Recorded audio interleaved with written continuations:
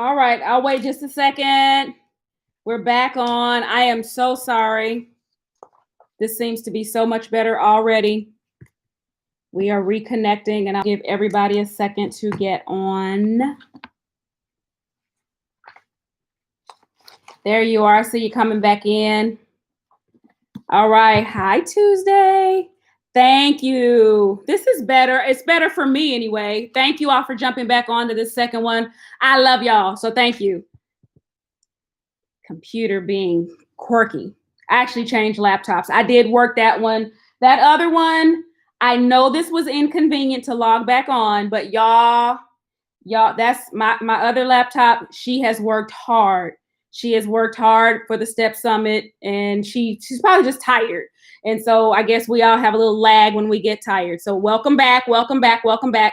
Oh, yes, it is better. Okay, let's go ahead and jump in. We have already prayed. If you're catching the replay, this is a restart. Go see the prayer on the first video. I don't want y'all to think I don't love Jesus. We did pray. We're reading Genesis chapter 42, verses 6 through 25. We have a lot of reading this week. And then we will go. If this is your first time on Markup Monday, I want to say welcome. I'm not always frazzled, but today is just that day. And thank y'all for loving me. But we do want you to say hello to us in the comments and then watch the other love that will get around you as well. Genesis chapter 42, verses 6 through 25. And Joseph was the governor over the land, and he it was that sold to all the people of the land. And Joseph's brethren came and bowed themselves before him with their faces to the earth. And Joseph saw his brethren, and he knew them, but made himself strange unto them, and spake roughly unto them. And he said unto them, Whence come ye? And they said, From the land of Canaan to buy food. And Joseph knew his brethren, but they knew him not. And Joseph remembered the dreams which he dreamed of them, and said unto them, Ye are spies, to see the nakedness of the land ye are come. And they said unto him, Nay, my lord, but to buy food are thy servants come. We are all one man's sons. We are true men. Thy servants are no spies. And he said unto them, Nay, but to see the nakedness of the land ye are come. And they said, Thy servants are 12 brethren, the sons of one man in the land of Canaan. And behold, the youngest is this day with our father, and one is not. And Joseph said unto them, That is it that I spake unto you, saying, Ye are spies. Hereby ye shall be proved. By the life of Pharaoh shall ye not go forth hence, except your youngest brother come hither. Send one of you, and let him fetch your brother, and ye shall be kept in prison, that your words may be proved, whether there be any truth in you, or else there be any truth, or else by the life of Pharaoh, surely ye are spies. And he put them all together into ward 3 days. And Joseph said unto them the third day, This do and live, for I fear God. If ye be true men, let one of your brethren be bound in the house of your prison. Go ye, carry corn for the famine of your houses, but bring your youngest brother unto me. So shall your words be verified, and ye shall not die. And they did so. And they said to one another, We are verily guilty concerning our brother, in that we saw the anguish of his soul when he besought us, and we would not hear. Therefore is this distress come upon us. And Reuben answered them, saying, Spake I not unto you, saying, Do not sin against the child, and ye would not hear. Therefore, behold, also his blood is required. And they knew not that Joseph understood them, for he spake unto them by an interpreter. And he turned himself about from them and wept, and returned to them again, and communed with them, and took from them Simeon, and bound him before their eyes. Then Joseph commanded to fill their sacks with corn, and to restore every man's money in his sack, and to give them provision for the way. And thus did he unto them. This is our reading for this week. Lots for us to have here in the story of Joseph. as we continue. If this is your first Markup Monday, again, we welcome you. The rules here, you're not here tonight to be a Bible scholar. We are only here to preview the lesson, and this is a real preview for me too. So as we go through it, and I have them kind of grouped in your in your Markup Monday handout. I have them kind of grouped by twos, maybe threes, where they kind of make sense. And we'll read and just tell me what you see, what resonates with you, what do you think about, especially since this is our third week studying the life of Joseph. We should now sort of be putting these pieces together. Let me know what you're saying, Sister Lewis. So glad that you're here. Welcome. And welcome. Is it McFall? Low. So glad to have you. Let's look at verses 6 and 7. And you can begin to tell me, first of all, is there anything else? And we've got substantive background on Joseph. I don't mean to take this for granted, but you now have 2 weeks of lessons, so you should have background. We don't need to review it tonight, but is there anything else that anybody wants to know about Joseph? And it's interesting because this week we go right into chapter 42, and we were in 41 last week. So if you read all of 41, go ahead and read verses 1 through 5, of course, but you shouldn't have that much of a bridge to gap from last week versus the week prior where we jumped like 6 chapters.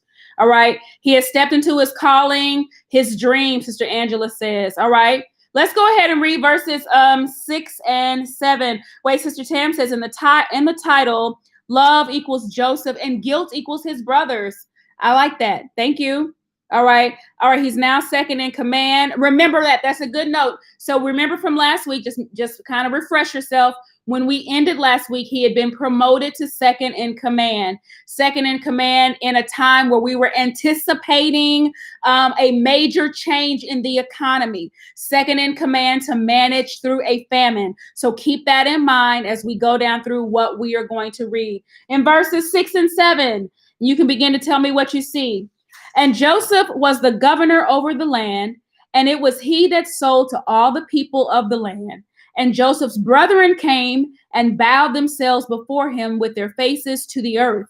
And Joseph saw his brethren, and he knew them, but he made himself strange unto them and spake roughly unto them. And he said to them, whence come ye? And they said, from the land of Canaan to buy food. All right. Let's see what you're saying. Sister Veronica tells us his position is that he is now the governor, the ruler. Absolutely. I have underlined the governor. You might want to know what the governor does. We know last week that he was second in command, but is there anything special that you want to know about the role of a governor? What did his job entail? There's Sister Joyce asking those questions. Who appointed Joseph governor? We learned that last week, but that's a great question when we're studying. What does the job entail? And how did he make himself strange to his brothers?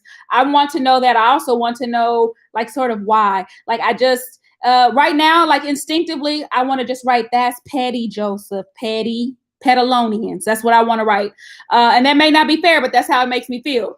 A dream is manifesting. K-Sun Booker says that it is, Joseph was not disguised with the mask. He was disguised by his power and authority. True. And see, you provoke me because Sister Cheryl's going to say I'm teaching and I'm not. I'm here with a blank piece of paper.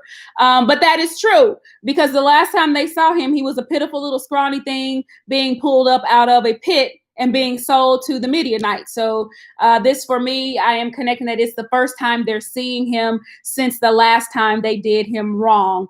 And instinctively, it makes me think about, like, how are we when we reconnect with that person who didn't handle us correctly, or maybe we've had some sideways words or a really awkward experience? What is that next meeting really like?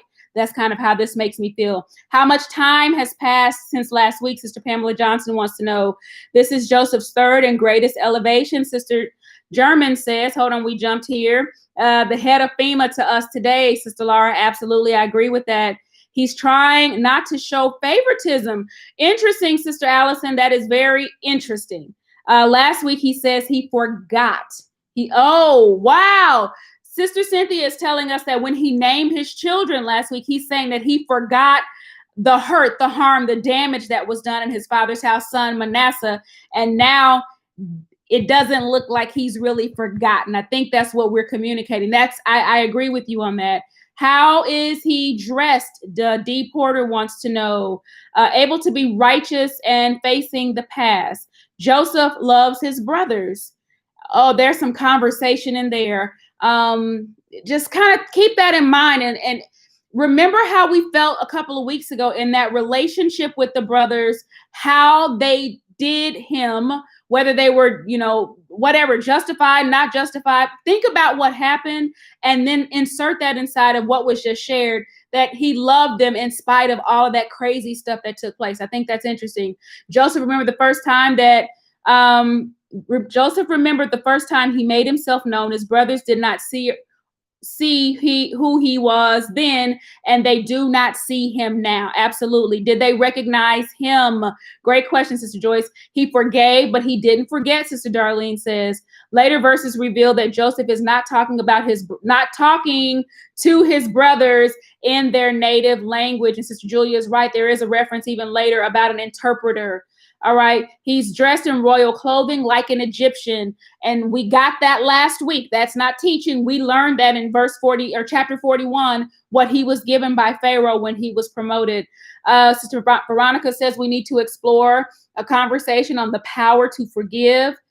Correction: when Joseph came out of prison, he took on the Egyptian culture. The brothers don't see the change because they could only see what they had done. So you see already that there's going to be a lot in here that you're going to be able to parse out in verses 6 and 7 alone.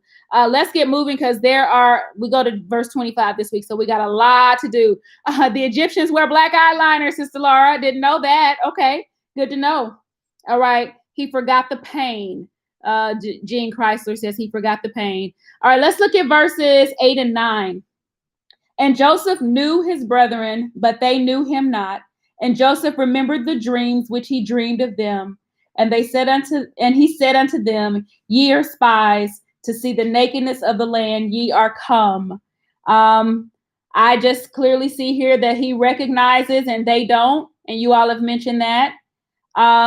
The dreams, we looked at the dreams 2 weeks ago. When I see the dreams here, I remember the two dreams that actually got him in trouble with his brothers. Let's see what else you're saying. The brothers never expected to see Joseph again. They thought he was dead.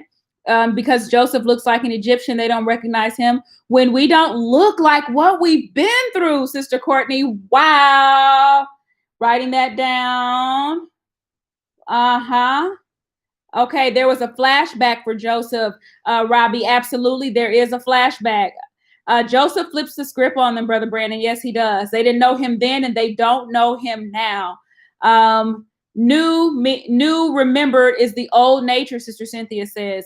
And Joseph not only realized the fulfillment of his dreams, but also the reasons for them. He saw that God had a purpose for placing him in a position of power, Sister Deborah Rivers says. The nakedness of the land. Sister Willow Simpson is with me, wants to talk about this King Jamesy stuff. I did see, well, last week I was listening to the little man who reads to me on the Bible app that I like so much. And so I did listen to him read all of chapter 42. So I heard it in another translation. I do encourage you to look at other translations. Joseph is still hurt. All right. Oh, so much in there. So much. I promise there's a lot of conversation in this lesson for your classes. The brothers may not be trusted. Lots of you want to know what the nakedness of the land is in the King James Version. Absolutely. The faithful God and the promises of God. Reverend Flowers is on. Yes, the faithful God and his promises. Sister Cecilia says, how would they have reacted if they had known that he was Joseph? Sister Old says, weaknesses. Tell us more about that. And Sister Beverly Brown, the nakedness of the land refers to being undefended. Absolutely. Yeah. Oh, that's what Sister Olds is telling us. She's telling us what the weakness of the land is. And that's it. That's right. You've come to see what our weak spots are. You've come to see where we're not prepared to defend ourselves. That's exactly what it is. We can forgive, but we must still be watchful. He is hurting for his family, Christopher Galloway says. And Sister Darlene, it is true. It's table turning time. And to that end, like, that sort of just makes me feel like, this is one of those times I don't have my words together yet. When we have that opportunity for what could potentially be retaliation, like in that moment, we also have a space to think about how we respond even when we've been hurt. So I want to explore that just a bit. When it is time to turn the tables, do we take advantage of that, or do we allow things to just kind of, when we say it doesn't hurt anymore, do we just let it go? His love was still there for his brothers.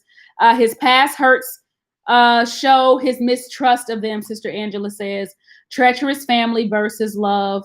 Thank you, Gospel Works. I'm going to go ahead and move to verses 10 and 11. And Mother Ricks is telling us that he spoke roughly to show power. But now, Mother, I agree with you with that. But it also makes me remember the fact that his brothers didn't even have a kind word for him 2 weeks ago.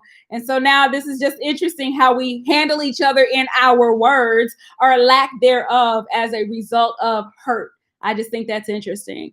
Let's look at, that's one of my classmates from my local church. He was flexing again. So 2 weeks ago, my class decided that in his coat of many colors, that he was flexing in the field. So my classmate says my co-teacher says he was flexing again. All right. Let's look at verses 10 and 11. And they said unto him, Nay, my Lord, but to buy food are thy servants come. We are all one man's son. We are true men. Thy servants are no spies. All right. His accusations intended. Joseph had matured. Sister Faye McLean says he had matured. So his brothers respond to his accusation. Sister Joyce talks about the accusation, and this is their response, is what I see. I see King James nay. That just means no. So they're rebutting what he is saying. They haven't come to spy. They have come to buy food. They are pleading their case, Sister Teresa says. I agree with that. Sister Tam says the same thing. Oh, wow. Sister Louise Noble says they're talking fast. So we have we feel a little differently. Some feel like he's pleading his case. And Sister Noble feels like he's talking. They're fast talking.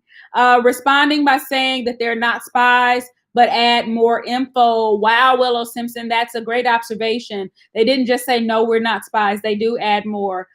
Kind of makes me wonder why that level of information is needed. I know that we see that they don't recognize him, but why would you tell somebody that you don't recognize? And maybe I'll find that out in my study. All right, hunger changes things, Sister Faye McLean says. We see great humility in the brothers. So some people feel like it's humility. I have some who feel like it's fear.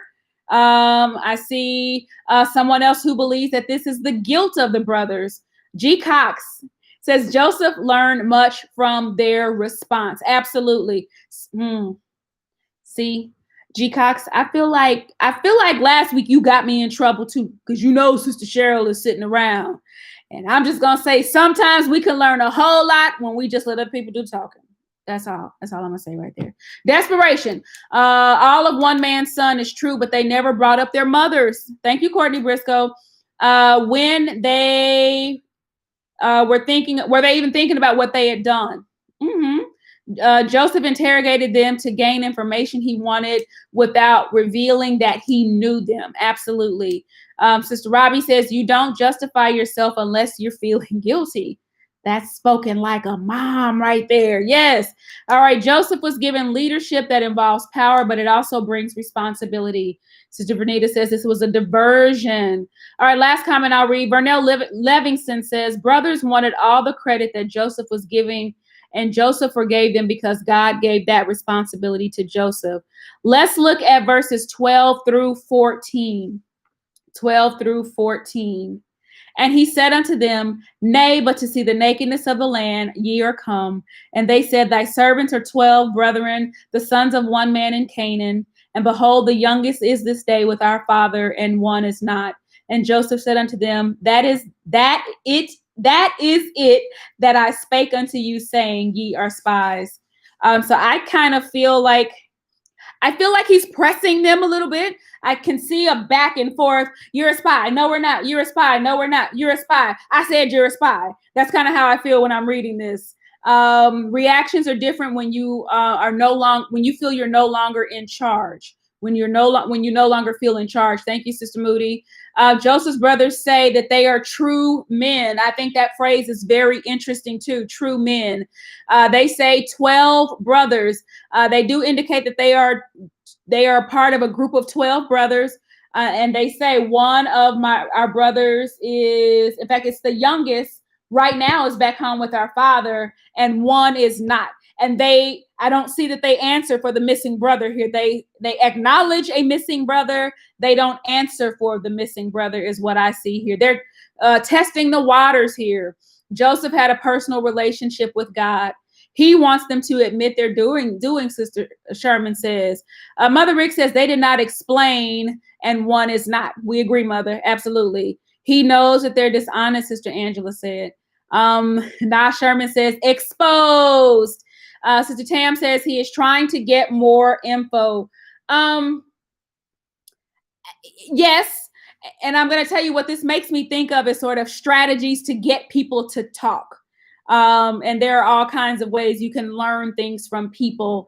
And so this looks like if I say one thing and I just get you to respond and talk more and more and more, that's kind of how I feel when I'm reading this. Hey, Charlene Harrison, glad you made it on. All right, all about jealousy, a confession, Ricardo Thomas says. Rhonda Williams said, could this have been the routine questioning of any non-Egyptian that came for food? That's a great inquiry. G. Cox, hilarious. Yes, kind of like a lawyer. Probing questions. Absolutely. Absolutely. I think we understand what's going on in 12 through 13. Anything else that we just want to know? They identify Canaan. We already knew that from 2 weeks ago. We knew where their father was. Sometimes you have to prove who you say you are, Sandra Terry says. Let's look at 15 through 17, and I'm watching our time. Hereby ye shall be proved, but by the life of Pharaoh, ye shall not go forth hence, except your youngest brethren come hither. Your youngest brother come hither. Send one of you and let him fetch your brother, and ye shall be kept in prison, that your words may be proven, whether there be any truth in you, or else by the life of Pharaoh, surely ye are spies. And he put all together into ward for 3 days. For 3 days. I automatically see the 3 days. And I think, yeah, Sister Deborah Rivers, see, you and I, we think alike. Yes, okay, so this is an interrogation of the brothers. They're basically, it looks like they're going to be held in custody. He seems to make, I see an arrangement here. Yes, he is still being petty. He is. But he's also trying to make them continue to prove themselves. I kind of feel like he's also... I don't know. I'm sure I'm going to learn more, but right now this just kind of makes me feel. I'm going to tell you how it makes me feel. Have y'all seen that? Was it the Geico commercial? Who's the insurance commercial where the little man is like a fisherman and he's saving the people money, and he has this pole and he's got $1 and he's like, ooh, you almost got it. Ooh, you almost saved $1. That's how I feel reading this, because it seems like for just a second, he's going to move a certain way. And then it's like, hold on. No, let me do this. We're going to do it this way. Why bring Benjamin? Sister Laura, why is that? So yes, he is testing their character. Sister Julia tells us. And it's like saying, on my mama, if you don't do this, this will happen. Got to be quicker than, yes, Sister Angela, you got to be quicker than that. For 3 days for the 3 offenses, Gospel Works tells us. Wow, thank you. To prove their honesty, What else? Could it be that he wants more time with his family? Christopher Galloway. Could be. Those 3 days must have been miserable, Sister Deborah Rivers. I agree with that. Filled with fear, uncertainty, what was going to happen. Oh, somebody said earlier the tables had turned. I'm just going to leave it right there, because sure didn't feel good with their brother when... You know what? Let me just say it this way. Ain't no fun when the rabbit got the gun. That's how I feel reading this tonight. It ain't no fun when the rabbit's got the gun. All right. Authoritative. Christ 3 days. That's what I thought about Audrey Jones. Yes, Jesus in the grave 3 days. Absolutely. 3 days for reflection. This is like the ultimate timeout over here. All right. Yes, the shoe is on the other foot. Let me keep moving here. He is trying to prove whether they are trustworthy. 18 through 20. And Joseph said unto them, the 3rd day, this do and live, for I fear God. If ye be true men, let one of your brethren be bound in the house of your prison. Go ye carry corn for the famine of your houses, but bring your youngest brother unto me, so your words be verified, and ye shall not die. And they did so. So I see here again, he's proving their trustworthiness. I see this phrase again about being true men. And if you are true men, it seems conditional. If you're a true man, then you will do this. You're going to show that you are true. You're going to demonstrate your truth. He is showing empathy. Sister King says 3 days time for reflection and repentance. He made sure that they would eat by sending food. Mother Rick says, will his brothers continue to tell the truth? Uh, Sister Old says, clue, I fear God means he's not Egyptian. And we did learn that last week when we looked at even the fact that Pharaoh acknowledged God in Joseph. Bring Benjamin to me. See, I'm not teaching. But if anybody's going to know me, my little brother with the same mama and same daddy should know me. Mm-hmm. Verification is needed. He is giving little clues. Collateral, now Sherman. And now that's what that is. It is definitely collateral. At some point, they will need to remember what they did to Joseph. Sister Lucilla says, we are not going to just roll all over this. Like, we're not going to act like that whole little pit situation didn't happen. We're going to talk about this pit later on. I see. He wanted to honor them. He wanted them to honor their words. All right. All right. Let's see here. I'm going to read. I'm just reading your comments here. The brothers never absolved their guilt of what they did do to Joseph. We're talking about love. A hostage situation. That's a strong language. Okay. Interesting thought. I don't know that I agree or disagree, but that's what Markup Monday is all about. He wanted them to feel how it felt to be in prison.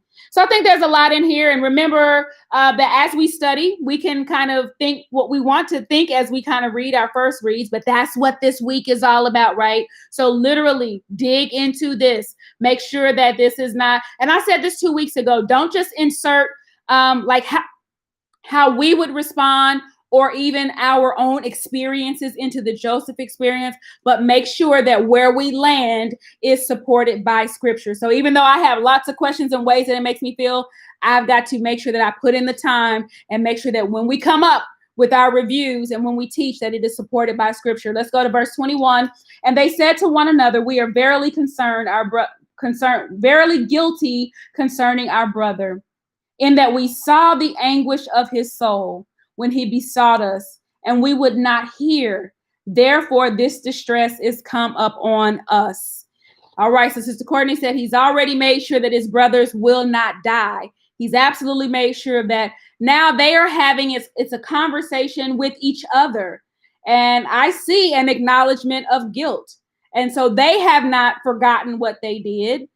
They admit their guilt to each other. Absolutely. So pretty, Z Kitty. They admit to each other who was to blame for his slavery in Egypt. Reverend Flowers talks about wicked conduct. They seem to mention his loss with family. They're recognizing, Sister Noble says, G. Cox says it's still in their hearts and their minds. And that's a whole conversation about when you've done wrong, extreme wrong, evil to someone, that you can't just walk away from that like it didn't happen. That's a conversation for your classes. We are very guilty, not just guilty, we are verily guilty. Truly is what that's saying. We are truly guilty concerning our brother, in that we saw what was going on. We saw his anguish. We saw that he was in a really tough space. And we would not hear. And that is the reason. They're saying that this is why we're in a bad fix right now. They're remorseful. They are feeling the effects of what they did. The chickens have come home. The guilty party is going on. So we see that they are acknowledging their guilt. And Sister Elaine says, Mother Elaine Brundage says that they're admitting their guilt and that they're repentant. They're sorry for what they've done. Deborah Rivers says they had pled for mercy and not received it, just as Joseph had cried for help from the pit and they ignored him. So they're acknowledging their own guilt. They're acknowledging that the bad space that they're in didn't just come out of nowhere. That's kind of what I see when I read this. 22 and 23, we're almost done. And Reuben answered them, saying, spake not I unto you, saying, do not sin against the child, and ye would not hear. Therefore, behold, also his blood is required.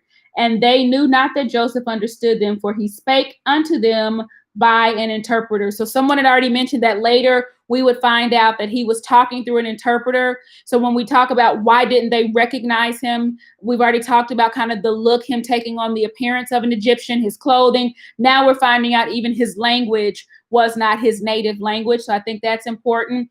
Why is Reuben the spokesman? Sister Pamela Peppers wants to know. Reuben admits that Joseph was a child. Mother Rick says. B. Jones says they're thinking about what they had done to their brother. Reuben's hit them with the "I told you not to." Right. And if you read all of chapter 37, the very first week that we were in, remember that that's what this should remind you of, that Reuben spoke up and said we shouldn't do this. I have questions, and maybe you all can help me with this. If you read all of chapter 37, I see Reuben throwing the "I told you so" card, but I missed something in chapter 37. It tells us that Reuben, he did tell his brothers, no, we shouldn't kill him. We should put him in the pit. You know, we can always say an animal got him. But when he was sold into slavery, that's where our lesson stopped. But if you continue to read, Reuben came back and was actually distressed, saying he's not in the pit anymore. He's gone. So I always wanted to know, well, where did Reuben go? Yeah, I got to go back and pick that up. So I'm telling you, we see Reuben here. Go back to 37 and refresh yourself on what happened. Yes, Brandon, Reuben went back to get him. Reuben intended to get him out of the pit. So I missed, though, that when he got put in the pit, because it only talked about his brothers putting him in there, I missed that Reuben wasn't one of the brothers present when he got put in the pit. It's I got to go back and look at it. Yeah, that's what studying is all about. All right, the Bible says if you have a problem with your brother, to go to them and talk to resolve the conflict. Reuben speaks up against. So Reuben reminds them with the "I told you so" card, but he says you all would not hear. And so now his blood is required. And we've already talked about the interpreter. Let's wrap up on 24 and 25. And he turned himself about from them and wept. And he returned to them again and communed with them, and took from them Simeon and bound him before their eyes. And Joseph commanded to fill their sack with corn, and restore every man's money to his sack, and to give him provision for the way. And thus he did unto them. These are our final two verses. And some of these I think we've already kind of called out. I do see love here. When he turns away and he cries, he's having an emotional reaction to this whole discourse with his brothers. And then he turns back around to them again. I want to know as well why Simeon, Deborah Rivers. I want to know that, Sister Laura. Absolutely. He was planning to free them, Sister Angela says. Family we love can hurt us deeply sometimes, but we are to forgive them. And Joseph forgives his brothers, Sister Juanita says. Simeon was a bad brother, Rhonda Williams says. All right, you thank you. You are special to me. Courtney Briscoe says this has been on his heart all this time. He speaks up again. He wants to reconcile. I see he's actually had a love for his family. Absolutely. So I think we're seeing, for me, I've already seen the title in this lesson. I've seen the guilt. I've seen love here.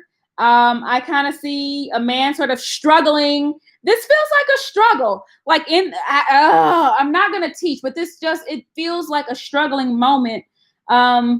To sort of be facing the people who hurt you before, and to know that you still love them. And I see that in 24 and 25. I see the love in his tears. And I also see the love that despite all of that, he tells them to get the food that you need.